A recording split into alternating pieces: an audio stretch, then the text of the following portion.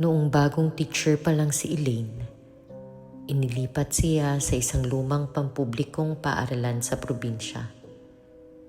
May isang silid-aralan doon na matagal nang hindi ginagamit. Ayon sa prinsipal, sirang-sira na raw ang kisame kaya ipinapasara muna.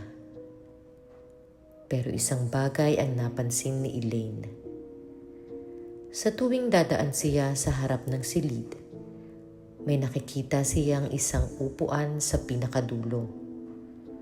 Palagi itong nakaharap sa pinto. Kahit walang tao. Kahit sarado ang silid.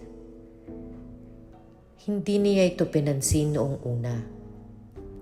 Hanggang isang hapon, habang pauwi na ang lahat, napansin niyang bukas ang pinto ng silid. Sumilip siya. Walang tao. Ngunit ang upuan sa dulo ay wala na sa dati nitong pwesto. Nakalapit na ito ng ilang metro sa pinto. Kinilabutan siya, ngunit inisip na may janitor na pumasok. Kinabukasan, mas malapit na naman ang upuan.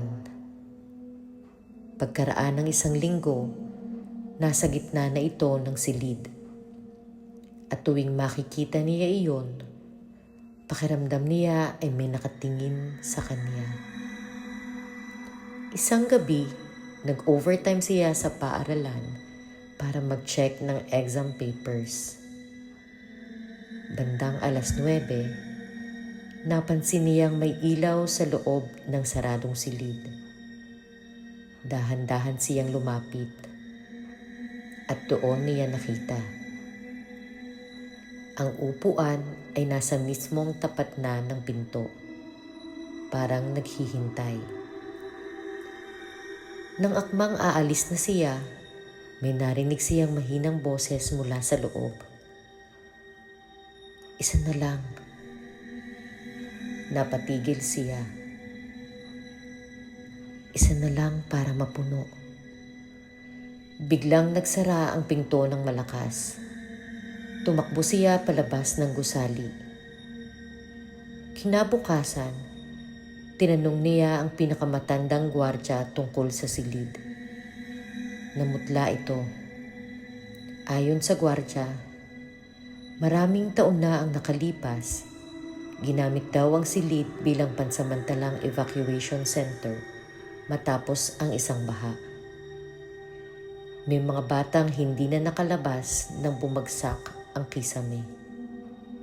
14 ang namatay.